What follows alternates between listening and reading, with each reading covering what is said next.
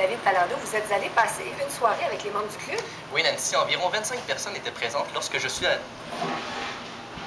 Hey! Pour l'instant, le club compte une quarantaine de membres. On parle d'environ une dizaine de kilomètres de sentiers disponibles, mais avec différents appuis, il pourrait y en avoir plus. Voici notre reportage.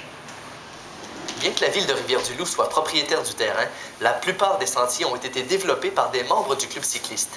Le président du club semble satisfait du nombre d'adeptes de vélos de montagne qui s'attachent au groupe. Le club a été formé l'an passé. Et puis, c'est cette année, par exemple, qu'on a plus fait d'activités, qu'on fait un recrutement actif, puis qu'on a beaucoup de dossiers là, en cours pour le développement là, des sentiers de vélo de montagne. Jusqu'au 30 septembre, le Club La Meute s'est engagé à organiser au moins 2 randonnées par semaine. Un minimum de 3 activités spéciales au cours de la saison ont aussi été mises à l'horaire pour compléter les sorties régulières sur semaine. Il y a des randonnées de groupe 2 fois par semaine, à 6h30 le mardi et le mercredi. Puis il y a d'autres activités là, spéciales durant la fin de semaine. Là. Le club a beaucoup de bénévoles, mais cette aide a des limites. Bientôt, des fonds additionnels seront nécessaires pour la survie du club.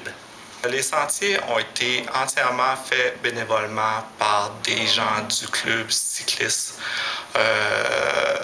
Maintenant, on a des dossiers, on est en pour parler avec la ville, avec les gouvernements pour avoir certaines sommes pour les développer encore. Ils sont pas tout à fait balisés encore, c'est des sommes importantes, c'est pour ça qu'on a besoin d'aide à ce niveau-là. Cette aide financière serait très bien accueillie, puisque, comme le président du club, M. Gino Gauthier, le précise, il sera difficile d'aller chercher autant de sympathisants chaque année. À un moment donné, les gens, ils s'essoufflent, c'est beaucoup de travail. Cet automne, on a raclé mètre par mètre. Toutes les feuilles ont été enlevées au râteau sur 10 km. Fait que c'est beaucoup de travail, en plus des branches à couper. Les premières années, c'était chacun des individus qui arrivait avec ses propres outils. Là, on va pouvoir se doter d'outils, de pancartes, de rubans pour baliser tous nos sentiers. Les membres semblent très satisfaits des travaux accomplis par Gino Gauthier et sa meute. L'important pour eux est de favoriser l'expansion de ce sport. Ce qui est cool, c'est que c'est une gang de chums.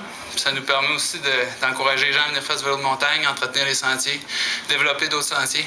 Depuis que la ville de Rivière-du-Loup est dotée de sentiers pour les vélos en route, un professeur d'éducation physique, Martin Cloutier, a eu l'idée d'en faire profiter ses jeunes élèves.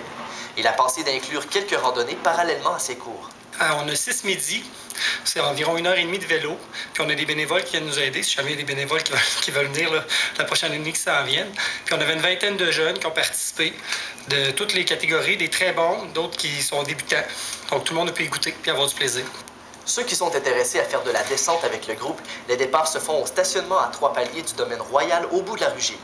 L'organisation d'une tranche du circuit régional de cross-country Calinette sera présentée le 19 septembre à Rivière-du-Loup. Le Club La Meute se charge du déroulement de la compétition. La participation à cette épreuve ne demande pas d'habilité particulière. Les débutants peuvent se présenter et tenter leur chance. David Falardeau, CFTFV, Rivière-du-Loup. Vainqueur à leur premier match à Trois-Rivières.